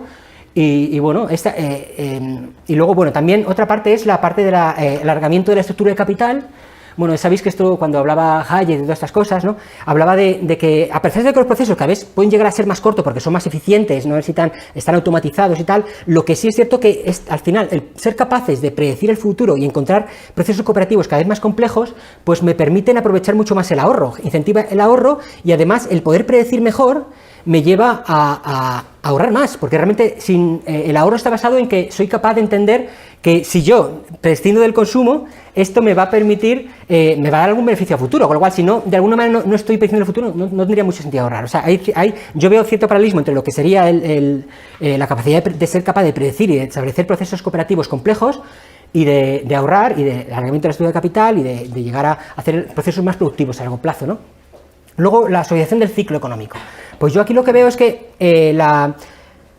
tanto en fase de recesión, donde tenemos un montón de bienes que han quedado desubicados, ¿no? Que no han sido bien utilizados, ¿no? Después de una crisis, que mucha gente a lo mejor que es capaz de sabe desempeñar un trabajo, pero ahora ese trabajo ya no se demanda y tiene que aprender a hacer un trabajo nuevo, o hay ciertas mercancías que estaban en un proceso productivo que ha fracasado y a lo mejor hay que reubicarla, pues desde luego la información que existe te permite reubicar mucho más ágilmente todos esos recursos, ¿no? Y poder de alguna manera reinventarte, ¿no? Y encontrar una nueva utilidad para todo lo que para todos estos bienes y todos, por supuesto, para el trabajo, que es lo más importante, ¿no? Y luego, pues, también, eso desde el punto de vista de la parte de la fase de recesión. Y la parte de expansión, pues ya vemos todo lo que está impactando las criptomonedas, y también el ser capaces de invertir mejor, el llegar a poder impedir esta expansión crediticia no soportada por ahorro, ¿no? Que se podría, no sé si llegaría a poder impedir, pero desde luego podría llegar a suavizarla, ¿no? De alguna manera poder reducir el poder de ciertos mecanismos centrales, ¿no? Y luego, bueno, respecto a la revalorización de la vida humana, eso sería bueno, ¿no? Hasta qué punto podría llegar a pasar, ¿no? Si la vida humana realmente dentro de este ecosistema que hablamos, seguimos siendo útiles, es decir, siempre y cuando seamos capaces de encontrar un trabajo que complemente a lo que realmente llegan las máquinas, es decir, no empeñarnos en cubrir un trabajo que lo cubre una máquina, sino ir más allá, tanto ir dirigiendo la máquina o bien complementar lo que la máquina no sabe hacer, ¿no? Trabajos que a lo mejor se le escapan a la máquina, ¿no? Entonces, desde luego, serán mucho más útiles. Y luego también el hecho de que haya muchos más datos, es mucho más fácil que alguien que en su entorno no vale nada, digamos, para la gente, o sea, que la gente no le valora, en un entorno mucho mayor donde podrían llegar los datos valga más, ¿no? Yo estaba pensando, por ejemplo, mi mujer la conocí por internet, ¿no? A lo mejor yo no me sentía que no valía nada, ¿no? Pero ella realmente para ella sí, entonces fue gracias a que había muchos más datos, ¿no? O sea, que eso también influye, ¿no? O sea, lo que es el ser capaces de encontrar procesos cooperativos hace que algo que no vale demasiado mucho para la gente que está alrededor, hablo del efecto muñeca fea, ¿no? No sé si conocéis la canción infantil, ¿no? Sí, pero al final, si tú tienes estos lazos de mercado mucho mayores y tienes ese conocimiento, puede haber alguien para el que se le valga mucho, ¿no? Eso es que hablo de subjetivo, ¿no? Para que este elemento sea perfecto para lo que él está buscando, ¿no? Con lo cual, respecto a la vida, pues bueno, puede haber, no sé si sabéis, temas de responsabilidad social corporativa, hasta qué punto hay gente que, si no le ves, pero a lo mejor está muriendo de hambre, y a lo mejor una empresa que diga, bueno, yo voy a coger y voy a apostar en una estrategia de responsabilidad social corporativa y voy a demostrar de alguna manera, mediante datos, objetivos, mediante un blockchain, que estoy tratando de cuidar muy bien a mis empleados y tal. Es una estrategia comercial, al final no está imponiéndole a nadie nada, pero al final comercialmente, como sabe que hay un cliente final, ¿no? que le gustaría que fuera así, le gustaría comprar un producto en el que toda la cadena y las cadenas más bajas, pues esa persona, bueno, se le ha tratado bien, ¿no? Entonces, aunque sea un coste, ¿vale? Pues aumenta el coste, ¿no? Porque a nivel del producto, pero la persona, el consumidor final, puede que sea eso lo que quiere, o sea, no es tanto el producto en sí, sino que quiere el producto sabiendo con certeza que esa empresa se ha comportado de forma como él desearía que fuera esa empresa, ¿no? Al final se forma un proceso cooperativo entre el cliente final, toda la cadena productiva y bueno, la empresa gana, ¿no? Gana con ello, ¿no? O sea, en algunos casos, ¿no? Pero si realmente somos capaces de demostrar, las empresas son capaces de demostrar que mediante datos que está haciendo un comportamiento socialmente beneficioso y el cliente solo valora, pues realmente también incentiva que haya esa revalorización, ¿no? Pero bueno. Luego, respecto a la conservación del patrimonio natural y cultural, bueno, pues hay mucho, a través de los datos, pues se puede, no se pierde esta información, podemos tener más control de quién está exponiendo el entorno, podemos entender, podemos intentar de forma descentralizada protegerlo mejor, ¿no? Y luego también, si hablábamos también del alargamiento de la estructura de capital y que somos capaces de entender los efectos a largo plazo que tienen nuestras acciones, pues a medida que resolvamos las necesidades primarias, pues podemos llegar a ir más allá y tratar de entender, valorar más estas acciones, ¿no? Porque tenemos resueltos ciertos problemas primarios, ¿no? Si realmente nosotros tenemos resuelto un pan que nos debe comer y ciertas necesidades básicas, ya pasamos a preocuparnos más del medio ambiente, ¿no? También pasa un poco eso, ¿no? Entonces, bueno, pues es un poco los efectos beneficiosos, por supuesto negativos, que ya es casi lo último. Hablamos de coste de transición, mucha gente que tiene un trabajo no va a saber redactarse fácilmente a otro trabajo distinto, eso como ha pasado siempre en las revoluciones industriales. Rebelión cibernética, ¿no? Que se nos van a ir de las manos los robots. Puede ser, vale, no lo sé. O sea, de momento los tenemos, son parte, no son robots humanoides, realmente son funciones que nosotros desarrollamos y que nos ayudan a resolver ciertos problemas, ¿no? No lo sé, yo de momento no lo veo, pero nunca se sabe. La concentración de los datos, que hay unas pocas empresas o personas que puedan utilizarlos para hacer el mal, ¿no?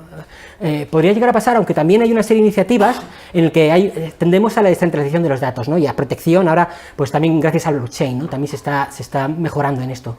El vacío institucional que se habla, ¿no? Que hablaba también, pues, Zygmunt Bauman, ¿no? De que realmente empieza a ser todo mucho más líquido, que se rompen las instituciones antiguas y toda la transformación, bueno, cierto, y la pérdida de conciencia social, habla de eso también Yevgeny Morozov, que le presenté a alguien, ¿no? Es el activismo, ¿no? Que al final damos un clic y nos decimos me gusta, ¿no?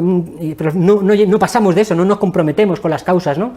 Bueno, puede ser, ¿no? También tiene sus pros y sus contras. Bueno, y ya como colofón, aquí es análisis empresarial. Ya esto es un poco como mi punto de vista, en base a todo este rollo que he soltado, yo querría ahora todavía decir, bueno, pues ahora cómo yo intentaría utilizar el Big Data para contribuir al desarrollo económico, ¿no? De alguna manera. Entonces, inicialmente, cuando empecé a pensar en estas cosas, pues yo pensaba, pues, utilizar la vía política, ¿no? El poder del Estado, ¿no? Entonces digo, bueno, pues yo creo que lo que hay que hacer es buscar alguna manera de redistribuir, intentar que la gente que no tiene, que tenga, y la gente que le sobra, pero eso también tiene sus problemas, ¿no? Ya está, como sabéis, ¿no? Entonces, no es la vía mejor, ¿no? Hay que buscar otra cosa, ¿no?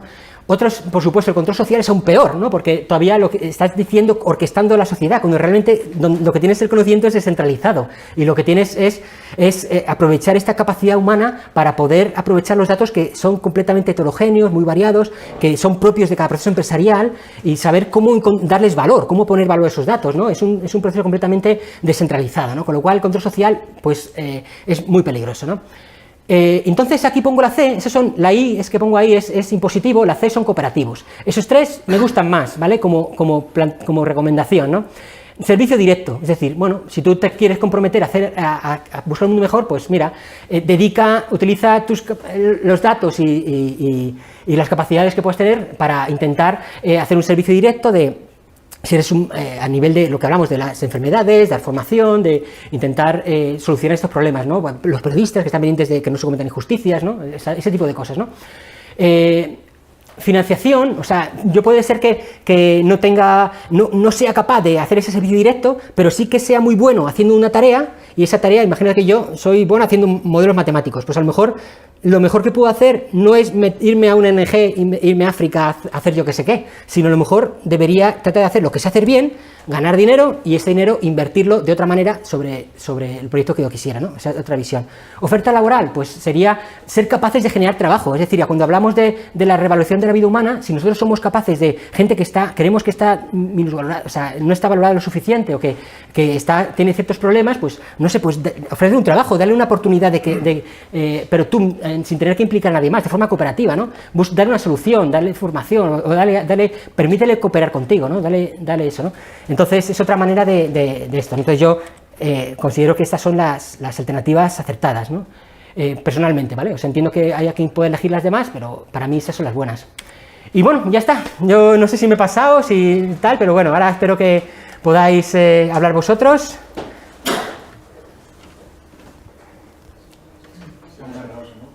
No sé si me he pasado de tiempo.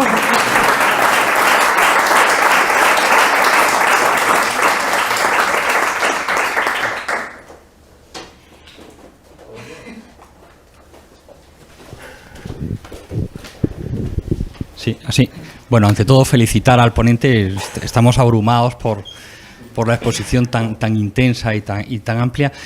Y yo el problema que tengo es muy simple, pero seguramente es que no. Es que me cuesta acotar el concepto de Big Data. Es decir, exactamente qué es el Big Data, o exactamente o aproximadamente. Sí. ¿Y en qué se diferencia? Porque además yo, por mi biografía, me desconecté de esto hace 10 años. Soy como una persona que trabajaba en esto hace 10 años y ya está en otra cosa y de pronto aparece en esta conferencia. ¿Y en qué se diferencia con el mundo del análisis de datos y de los modelos cuantitativos e incluso modelos cognitivos de hace 10 años? Un poco esa es la pregunta. Sí. Perfecto. Sí, o sea, efectivamente yo soy partidario de decir que esto no es algo que sea nuevo, esto es algo que lleva muchísimo tiempo, ¿no? Los ingenieros, todo el mundo, los actuarios llevan haciendo esto la tira de años. Lo que sí que es cierto que datos, lo que son datos, volúmenes, velocidades, lo que habla de las 5 Vs, ahora hay mucho más. O sea, los modelos siguen estando. Sí que han entrado nuevos modelos que son muy compatibles con los datos, lo que habla el Deep Learning, que realmente funcionan mucho mejor gracias a que hay datos, entonces han reemplazado a modelos antiguos, pero lo que es la analítica, los modelos matemáticos, muchos siguen siendo los mismos, ¿no? Lo que es la analítica y la protección de datos siguen siendo lo mismo. Lo que sí que es cierto es que a nivel, es un salto brutal en cuanto a volúmenes, es un salto enorme, y en cuanto a velocidades, en cuanto a variedad, todo lo que está comentando, pero efectivamente yo lo veo más como una transformación digital. Desde que inventaron el primer ordenador y empezaron realmente a cierta información, tenerla en un ordenador que la puedes procesar y transformarla y hacer todos esos procesos automáticos y tal, ya estaba empezando para mí esa era Big Data, ¿no? Si lo quiero llamar, ¿no? Quizás estoy tergiversando el término, ¿no? Big Data, ¿no? Big Data se habla, pues eso, de los últimos años de crecimiento de datos, ¿no? Pero realmente sí que es cierto que estoy hablando de algo más del Big Data, estoy hablando de toda esa transformación que realmente es tan antigua, es la digitalización realmente. Yo estoy hablando más de digitalización que de Big Data, ¿no? Pero el elemento disruptivo sí que entiendo que ahora es el Big Data más por un efecto de grado, porque son enormes los datos que hay. ¿Puedo insistir la pregunta? Vale. Entonces, estamos hablando de que Big Data es la sobreabundancia o la disponibilidad extrema de datos digitalizados y modelos cuantitativos de tratamiento, ¿es eso? ¿O hay algo más? Bueno, los modelos, es que yo como vengo del mundo de los modelos, a lo mejor si yo me dedicase a hacer al tema del social media, lo vería desde esa óptica, ¿no? Pero yo sí que es cierto que yo lo llevo a mi punto de vista, ¿vale? Yo exploto los Big Data a través de modelos cuantitativos, pero efectivamente aquí bueno, estamos viendo ahora cómo esto está por internet, está emitiendo y no hay bueno, habrá modelos que no haya hecho todos los ingenieros que hay por detrás, ¿no? Pero se está explotando el Big Data de muchas maneras, ¿no? Cuando hablo de social media, realmente se explota de muchas maneras, ¿no? Yo he aportado más de mi punto de vista porque lo conozco más. Bueno, uno de los elementos más importantes de lo del Big Data es la computación distribuida. Cuando se meten grandes volúmenes de datos, se distribuyen en una gran cantidad de máquinas y los programas que tratan esos datos se hacen funcionar en un gran número de máquinas al mismo tiempo. Fenomenal, sí, efectivamente. Ese es uno de los elementos diferenciales. Efectivamente, sí, es un elemento, no lo he dicho, pero efectivamente es muy importante eso, el tema de la computación distribuida. Además, lo que he metido el tema del cloud computing, y luego también, cuando hablo de deep learning, es a través de las GPUs, computación en paralelo también, o sea, la computación distribuida es fundamental. No ya lo que estamos haciendo del Federative Machine Learning, a través de incluso pequeños dispositivos que pueden estar entrenando sus propios modelos. O sea, lo que es el aprovechamiento, que también hace que sea como un servicio. O sea, yo no necesito tener mis máquinas, lo que hago es subirlos a la nube y ahí ya harán un balanceo de la carga entre los servidores como sea y verán la mejor manera, ¿no? Hay algoritmos de MapReduce, realmente aprovechan mucho más los volúmenes, ¿no? Es un tema ya de eficiencia y efectivamente sin este tipo de avances tecnológicos no habría sido posible manejar estos volúmenes, ¿no? Ha sido necesario para poderlo manejar, pero bueno, o sea, por eso es un elemento indispensable y parte de Big Data, sí.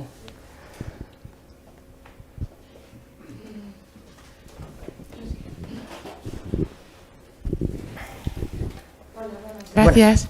Yo quería decirle algo también a él, porque entiendo, para mí soy muy nueva en todo esto, aunque me interesa mucho, pero entiendo que el concepto de Big Data también llega no solo al análisis que sería el modelo, sino desde la recopilación de datos y fabricar un sensor. O sea, hay muchas personas que a lo mejor no sabían muy bien en qué ocupar su tiempo y ahora fabrican sensores y resulta que tienen... de esa manera desarrollan hasta un campo. Y luego también está el que fabrica, el que recopila, el que analiza, el que lo usa, el que es o sea que al final no es solo el modelo, que por supuesto el modelo pues quizás la parte más científica, a lo mejor, no lo sé, pero que por eso es tan grande, ¿no? Porque hay tanto dato que en realidad es un mundo entero. Eso creo que porque a lo mejor le ayudaba y nada más, gracias. Sí. Sí, yo también entiendo que de cara a... no sé, a mí no me gusta presentar las cosas como que es algo nuevo, ¿no? Porque es como un insulto a todo lo que se ha ido desarrollando durante ese tiempo. Realmente es un paso más, ¿no? Entonces, cuando se habla de toda esta transformación, realmente entran muchos elementos nuevos. Yo he intentado en esas 3 slides que hablaba de la transformación digital, Internet de las cosas, y intentar de alguna manera presentar los agentes, las cosas nuevas que estamos viendo en la actualidad. Pero efectivamente la esencia viene de mucho más atrás, ¿no? Es algo que va evolutivo, ¿no? Los modelos matemáticos ya existían. Yo cuando voy a contar algo a ingenieros voy a hablar de Machine Learning a un ingeniero, digo, joder, pero ese ingeniero lleva haciendo lo que yo hago mucho más tiempo que yo. Entonces, lo que sí que es cierto que hay elementos nuevos y al final y que pueden cambiar la manera de trabajar. Sí. Me sumo a las felicitaciones por la conferencia y me ha gustado mucho el entusiasmo que has mostrado y realmente me convence que esta puede ser una forma de mejorar nuestras vidas de manera muy clara. Pero me gustaría oír algún elemento de crítica. Me gustaría ponerme en la situación de cuando llegue un poco las quejas o las demagogias que intenten pues echar esto abajo. Entonces, yo tengo la sensación de que el problema de privacidad puede ser una de las debilidades de este modelo. Me gustaría que elaboraras un poco sobre este asunto. Sí. La privacidad, efectivamente, muchos de los datos que estamos subiendo a Internet pueden ser utilizados para 1000 cosas, ¿no? Datos de interacción y filtraciones. De hecho, por ejemplo, hablaba de Jeremy Moroso, pone varios ejemplos que ha pasado, por ejemplo, en las revueltas que ha habido en los países árabes, ¿no? Cómo mantuvieron ciertos datos no sé si era en Twitter o en Facebook o algo así, como privados, pero luego Facebook cambió la configuración y a toda esa gente que eran activistas y tal, les pillaron y les reprimieron, ¿no? O sea, ese tipo de cosas han pasado, pasarán y seguirán pasando, y tener mucho cuidado con lo que estamos haciendo, ¿no? Efectivamente, es un peligro. O sea, realmente los datos, lo que decía antes, ¿no? Lo que estamos hablando del Estado Islámico, terroristas, mafias, cómo utilizan los datos para hacer el mal, ¿no? Realmente, o sea, que no es... los datos al final son desarrollo de procesos empresariales, pero proyectos empresariales de todo tipo. Entonces, pueden utilizarse para hacer fechorías, ¿no? Entonces, la privacidad de los datos, pues tenemos que tener cuidado. Yo no subo ciertos datos confidenciales porque no me fío, ¿no? Y yo creo que deberíamos tener todos mucho cuidado. Lo único que puedo decir es que efectivamente es un peligro, ¿no? Entonces, lo que sí que no veo es que las empresas, que quieren buscar un servicio, esto les importa. O sea, lo que realmente van a intentar es utilizar los datos siempre cumpliendo la legalidad, ¿no? Por ejemplo, ahora va a hacerse todavía más restrictiva la ley de protección de datos y luego va a ser muy importante, por ejemplo, datos de lo que va antes del Federative Machine Learning, es decir, que tú puedes poner una compuerta de qué datos deseas compartir y cuáles no. Entonces, muchas veces incluso puedes llegar a tener un modelo que está funcionando en local, o sea, en una cámara, por ejemplo, ¿no? Y yo no quiero que esa información se comparta puertas afuera. Entonces, se están desarrollando mecanismos para que tú controles qué datos vas a compartir y cuáles no. Y por ejemplo, lo que tenemos ahora de Facebook y las redes sociales están buscando nuevas maneras de tener esta información que no esté en manos de esas corporaciones, ¿no? Que de alguna manera podamos tener cierto control dentro de la información que poseemos, ¿no? Porque lo que ya hemos compartido, ya, vete a saber, ya somos, no sé, yo sé que, por ejemplo, Yann LeCun, que es uno de los expertos en Deep Learning en las redes convolucionales, está trabajando en Facebook y yo estoy convencido que ya nos conoce a todo el mundo. Nos ven cualquier foto de cualquiera de nosotros y ya nos tienen el modelito hecho, nos pillan. O sea, ya con las fotos que hemos subido etiquetados, ya con eso es suficiente para que nos pillen. Entonces, ya eso ya está hecho. Entonces, pero bueno, yo creo también todo lo que es el Open Data, yo soy muy partidario de eso, porque aunque puede tener sus partes negativas, siempre que compartas algo que no te pueden hacer daño con ello, pues viene bien, ¿no? Toda la parte del desarrollo de código abierto ayuda mucho a la gente que comparte el código, ¿no?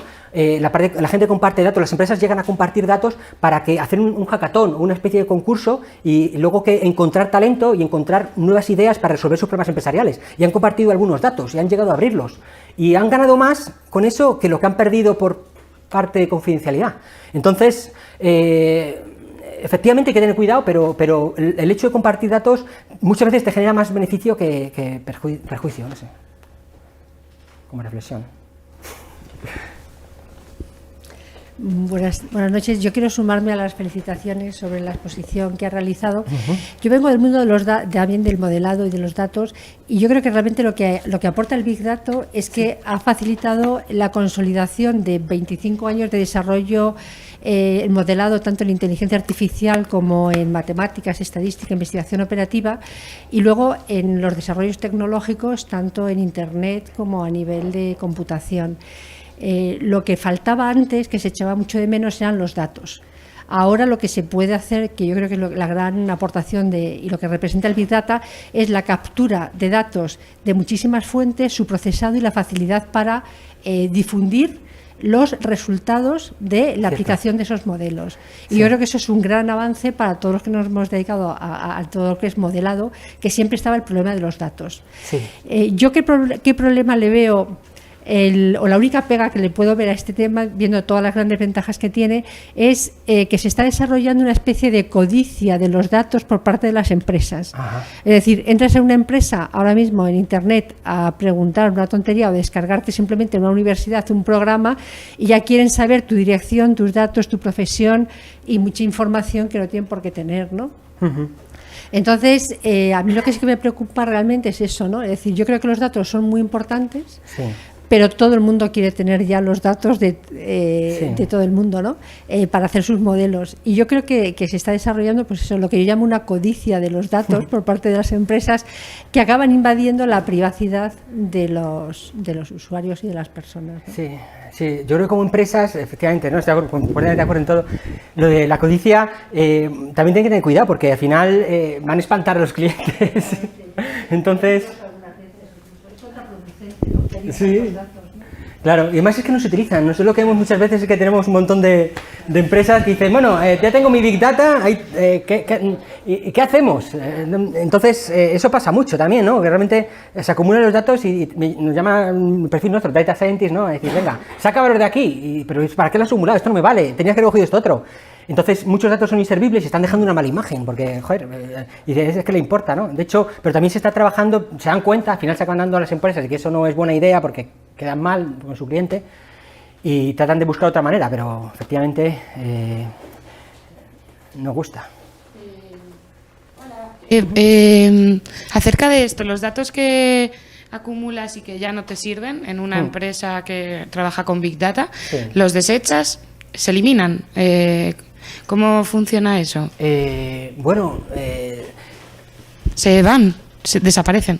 Bueno, cada uno lo gestiona de una manera. Sí que es cierto que cuando ya no sirve, pues se van borrando, ¿no? Entonces, pero también teniendo en cuenta que también hay ciertas regulaciones, hay que deshacerse de cierta información, entonces van siguiendo un poco la regulación y luego tiene información que no sirve y la van tirando, ¿no? Muchas veces nos quejamos de que información que realmente nos es útil no tenemos histórico, o sea, no tenemos información para atrás, porque al final nuestros modelos matemáticos dependen del histórico, ¿no? Aprenden en el pasado, encuentran patrones y una vez que encuentran esos patrones los aplican al futuro. Entonces, muchas veces nos quejamos de que guardan un montón de información que no vale para nada y precisamente de lo que necesitamos no tenemos profundidad histórica, porque a lo mejor tenían 3 meses, ¿no? Pues relaciones de llamadas uno con otro, ¿no? Ese tipo de información, pues que es una información muy voluminosa, entonces no se puede guardar, hay que ir, a pesar de que existen todos esos sistemas distribuidos, pues Hadoop y todo esto, que puedes acumular mucha información, pero bueno, al final hay muchos datos no utilizados, muchos datos que lo borran y cuando hacía falta, no lo borran y no vale para nada. Y es verdad que existen, yo me imaginaba algo así como una especie de Matrix, ¿no? En plan, datos como pasando y tú los vas como seleccionando y pasan, ya han pasado. Y pensaba que era el mayor volumen de datos, en realidad, más que los datos de privacidad, eso lo acumulas, tienes y bueno, y ya no más, hasta ahí, tienes mi email, mi edad, mi dirección, mi color de pelo, mi talla y bueno, poco más, ¿no? Pero luego todo mis movimientos, lo que yo voy generando, hacia donde miro, hacia donde lo que busco, lo que compro, lo que como, lo que sea, no lo sé. Todo eso lo entendía como algo como que pasaba y tú lo tenías que ir seleccionando y para eso estaba toda la parte, eso es mi entendimiento, ¿eh? Sí. Entiéndeme que a lo mejor estoy confundida, por supuesto, pero claro, que lo veía como algo así, para mí me resultaba muy, muy veloz y para eso, y que era muy importante la parte de tener la extracción muy definida. Bueno. Sí que hay un poco de... Perdonar que hable así porque es que soy muy nueva en esto. No sé, es que cuando lo estás diciendo me estoy imaginando pues los CSI y estas cosas que hay, que enseguida ven los datos sí, y se como encuentra... Matrix, ¿no? Y bajando Matrix. Yo lo he visto en la tele, Yo eso no sé si eso existe, pero no, yo veo un trabajo mucho más artesanal, ¿sabes? No está tan automatizado, hay mucho trabajo de estar explorando el histórico y viendo relaciones y no sé, muchas veces se habla, ¿no? Dice la inteligencia artificial, ahora está todo el machine learning, claro, y tal, pero realmente hay muchas cosas que están sin hacer y hay mucha ciencia ficción y luego la realidad está bastante lejos, ¿no? Y yo me paso gran parte del tiempo corrigiendo errores en los datos, que si no cargan, que si la clave no existe, que si no cruzan los datos, o sea, al final la calidad no es óptima, entonces, bueno, luego al final puede que llegue ya a hacer una demostración que ya es mucho más efectista, ¿no? Pero realmente no, hay mucho trabajo mucho más artesanal, más de, ¿cómo diría yo? De backstage, digamos, ¿no? Que realmente es de cara a la galería, ¿no? Eso no hay tanto. ¿Crees que hay mucho por hacer todavía? Mucho, sí. ¿Has visto un vídeo muy gracioso de inteligencia artificial ahora? En un Twitter, que ponía una especie de GIF animado, y dice, ese es el estado de la inteligencia artificial, y sale una especie de robot que va andando, se tropieza, se le caen los vasos, y todo eso, y tiene un montón de likes. Realmente...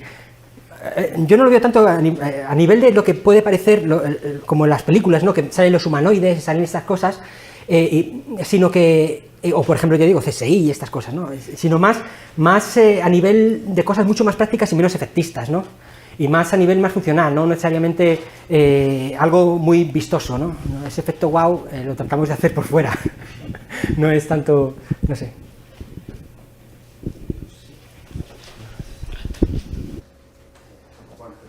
Muchas gracias, como siempre, con tus explicaciones. Lo único, a través de lo de la privacidad de datos, nos quejamos de que nos den los datos, de que nos quiten los datos, de que a lo mejor jueguen con ellos, pero también nosotros queremos las cosas gratis. Quiero decir, que nosotros si ahora tuviésemos que pagar por el email, a ver quién de nosotros pagaba por un email. O sea, es un poco también lo que la sociedad espera, o que el individuo espera que se haga con los datos. Hace poco tuve también una discusión con el tema de que las empresas privadas de sanidad no den los datos. O sea, tú anonimizando los datos puedes llegar a sacar tendencias de quién va a tener cáncer o quién no va a tener cáncer. Ahora, en este caso no te deja el Estado, pero si tú sabes anonimizar los datos gratuitamente, o sea, en este momento sin pagar, puedes llegar a saber si tú puedes tener cáncer o no. O sea, que un poco la discusión de si se cogen mucho nuestros datos o nuestros datos no se cogen, depende, porque ahora sí, la tontería del WhatsApp, todos sabemos lo que hace WhatsApp con nuestros datos, pero si nos ponen de pagar €1 con el WhatsApp, parece que se nos está robando y tampoco es así. O sea, yo creo que es un poco también la mentalidad que la sociedad también te está impulsando a que no te va a pagar por algo. Entonces tú te tienes que buscar como empresa, tienes que buscar alguna manera de rentabilizar esos datos. Y tipo blockchain o situaciones así, tú puedes anonimizar los datos y puedes sacar rendimiento económico gracias a eso. O sea, que no es simplemente un tema de me están cogiendo los datos o saber dónde como, es que te aparezca el anuncio diciendo que vas a comer mañana está evitando que tú tengas que pagar 10 euros al mes para que tú tengas que pagar el email o lo que sea. Es un poco una reflexión así.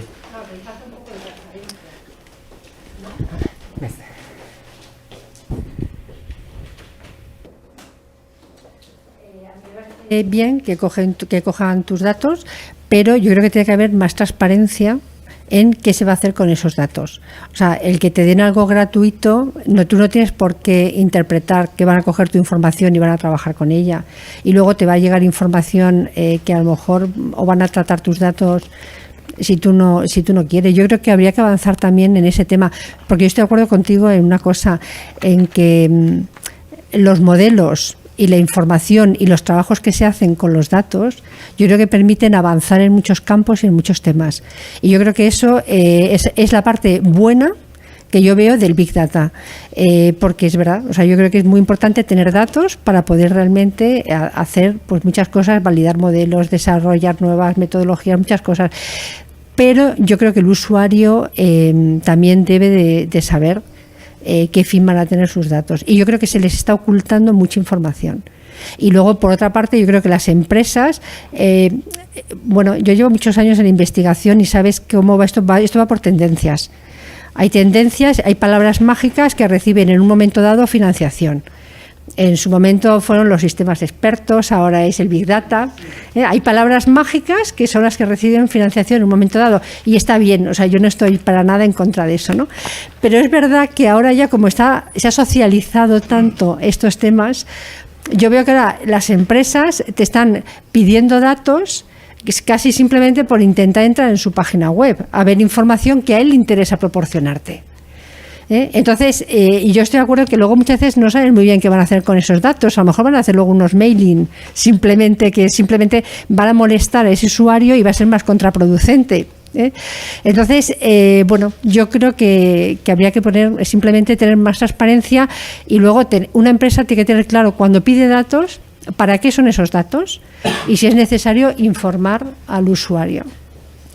Porque yo creo que ganar dinero está bien, pero es verdad que tienes que decírselo a la gente, te doy esto gratis, pero tiene un coste para ti.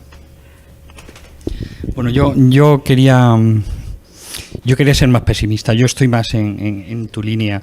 Yo sí he visto sistemas de seguimiento del móvil. Llevamos cada uno una baliza móvil y te pueden seguir. Y además lo hemos visto en casos de cuando desaparece la chica esta que se apareció, es decir, la policía reconstruyó los itinerarios a través del móvil. Eso se puede hacer en tiempo real. Y si vais dos juntos, muchísimo mejor. Y muchos más ejemplos. Simplemente una cosa, efectivamente hay imperfecciones, hay datos que no cuadran, no están conectados los sistemas, pero eso es simplemente una cuestión temporal hasta que todo sea posible de conectar. Solamente un ejemplo, pero fuera de la política, el tema catalán.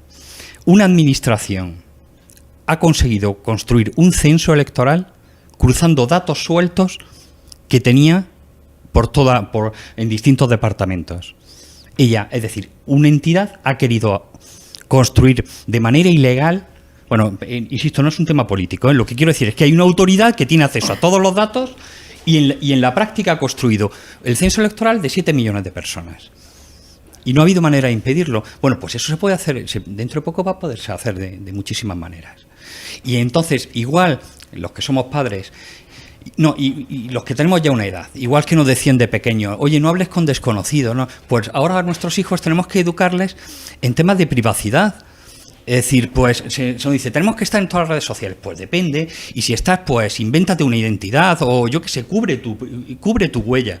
Es decir, solamente muéstrate cuando te tengas que mostrar. Es decir, unas reglas de higiene social, digital, que quizá están todavía por enunciar, ¿no? Para que cada uno se proteja a sí mismo, ¿no? Igual que en otra época nos enseñaron a los que tenemos una edad otras reglas, ¿no? Y eso es una combinación, primero, una legislación que quizá quizá ahora mismo es la menor, en mi opinión, es la mayor amenaza que hay a las libertades civiles en el siglo XXI de largo. Pero esa legislación también tiene que venir apoyada por esto que digo, por comportamientos individuales, que decir, oye, ¿por qué me está pidiendo este nombre? ¿Por qué le voy a estar dando yo el nombre a este señor que no lo conozco de nada? O mi DNI, bueno, el DNI ya no te digo. Es decir, pero datos identificativos. Bueno, entonces, bueno, pues estamos en una nueva sociedad y esto me temo que es imparable y no tiene mucha vuelta de hoja.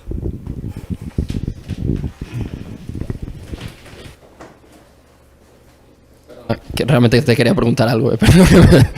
No, y muy al hilo de lo que acabas de decir, ¿cuánto crees que puede haber de esto? O sea, tú que estudiaste, o sea, desde un punto de vista económico ahora, ¿vale? Desde un punto económico, que estudiaste de dónde vino y a dónde va, ¿cuánto tiempo puede haber para ejecución de? O sea, ¿tú crees que a corto plazo podemos ver un avance económico en todo esto? Y lo digo desde un punto de vista de yo que no soy ni teórico y soy ejecutor, digamos, de proyectos de este tipo, porque puede haber una especie de burbuja.com o algo así, porque se está invirtiendo, y lo digo por mí, o sea, estamos invirtiendo dinero público en ejecutar proyectos que se supone que van a tener ahorros. Y estos ahorros todavía no se ven, porque es demasiado nuevo. O sea, yo lo digo, porque haces el business case y todo esto, y el caso de uso, incluso, pero ya estoy hablando ya no en empresas privadas, sino en proyectos para la administración pública. Vamos a ahorrar, en tantos años vamos a ahorrar X, no se sabe todavía. Y yo que los implanto, todavía estás luchando con esa transformación, como pasó con otros en otras épocas, hay una disrupción. Y yo cuando implanto proyectos y le tengo que decir a un señor que lleva 40 años de funcionario, decirle que ahora tiene que usar un móvil, que le va a decir el móvil lo que va a tener que hacer, el señor no quiere. Quiero decir, ¿cuánto puede haber de este desarrollo económico cierto a corto plazo o a largo? Y si puede llegar a haber una especie de, no sé, .com, burbuja.com, algo así, con todo esto.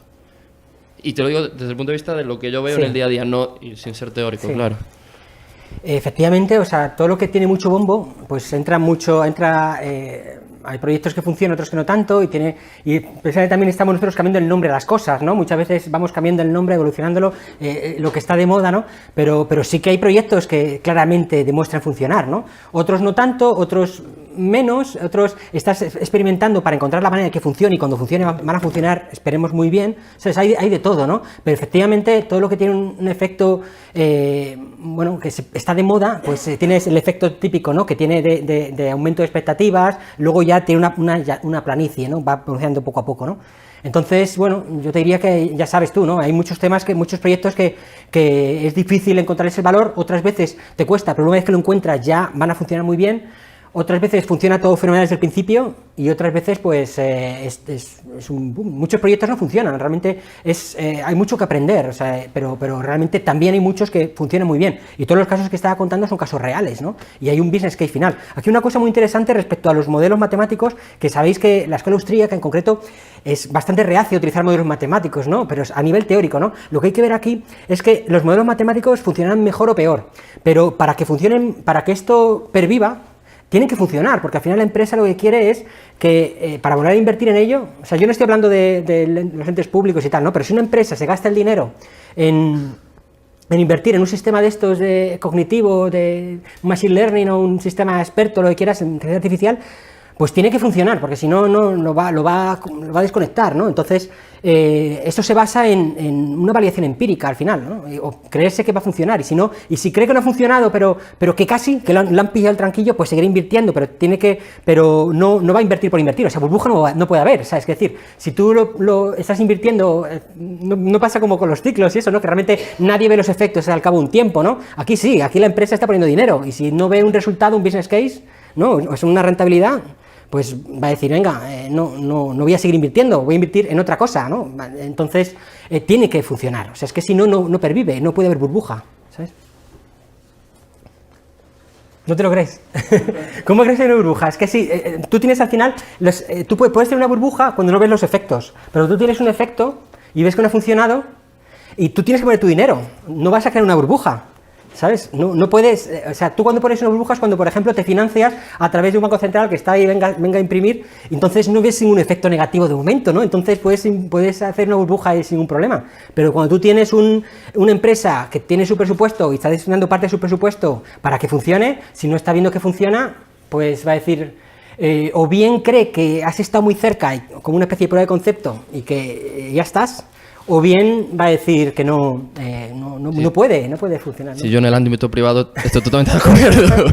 Yo el miedo que tengo, y es por los cientos de millones que se está invirtiendo con dinero nuestro, claro. Bueno. Y es el miedo que tengo de, oye, los ayuntamientos dicen que van a llegar a un ahorro, que yo lo iría quitando de impuestos, claro, pero no va a pasar. Entonces, es un poco estás montando en sistema público, con dinero de ciudadano, algo que se supone que va a funcionar que no lo saben. Y ahí es el dinero público, en ese sentido. Claro, hay un problema, bueno, ahí confiere un poco la responsabilidad de los que han invertido ese dinero, ¿no? Pero efectivamente, si no hay unas responsabilidades, no se piden unas responsabilidades, pues efectivamente es un pozo sin fondo, ¿no? Entonces tiene que haber un rigor, ¿no? Entonces, en empresas privadas las hay, no sé hasta qué punto, debería haberlo también igualmente en empresas públicas, pero no sé, también puede que no, en algunos casos.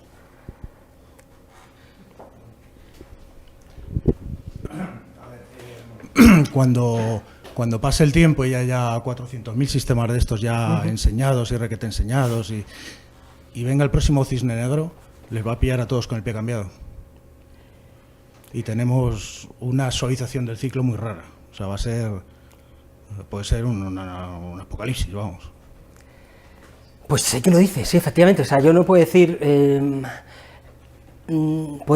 Puede ser que se hagan, que todos estos sistemas, de hecho Nick Bostrom, que le estaban mencionando por ahí también, pues ve ese riesgo, ¿no? A pesar de que él habla mucho del transhumanismo, que hablo yo un poco también de cómo evolucionan las personas, ampliación cognitiva y tal, pero también ve ese riesgo, ¿no? Que puede perdamos el control, ¿no? Y ahora que tenemos el control, debemos hacer algo porque luego perdemos el control. No quiero decir, no tanto como perder el control, pero que, a ver, cuando ya hay un pensamiento único en cualquier sitio, aunque sean máquinas, si todas están pensando lo mismo, aprenden lo mismo y aprenden de la historia, pues es que es un caldo de cultivo para un cisne negro estupendo, vamos.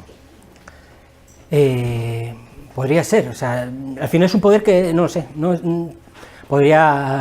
qué decirte, es posible. Yo, ahora por ejemplo, con todo el tema de la computación cuántica, puede haber un salto total incontrolable, ¿no? de la evolución de los sistemas computacionales, ¿no?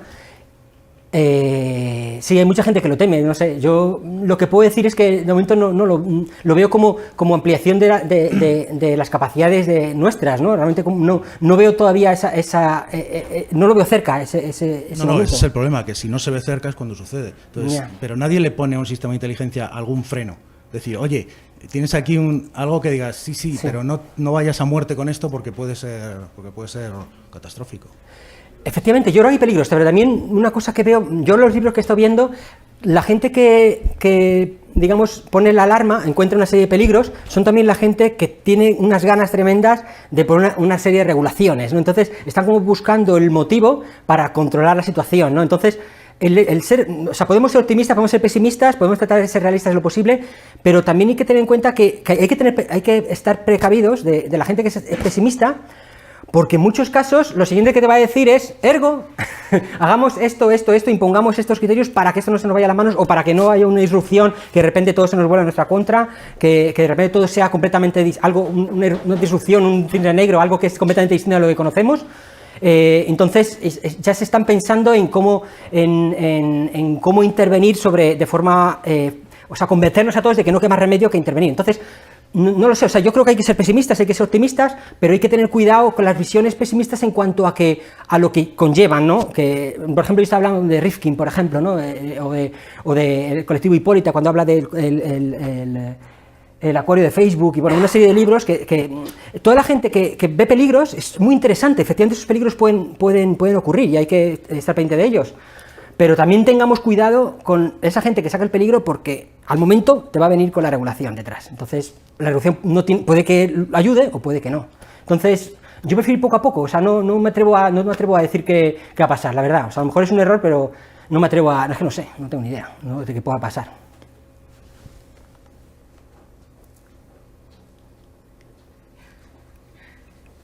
¿Alguna cosa más? Bueno, pues muchas gracias, Jesús. Un aplauso también.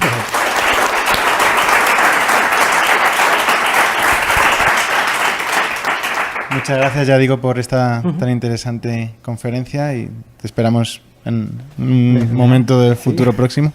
Y nada, los demás quedamos emplazados para el siguiente sábado, en el que nos visitará Luis Alfonso López para hablarnos de regulación bancaria, de todo lo relacionado con Basilea, y bueno, también esperemos que sea tan interesante como la conferencia de hoy. Pues muchas gracias a todos y hasta la próxima. Gracias a vosotros. Bueno.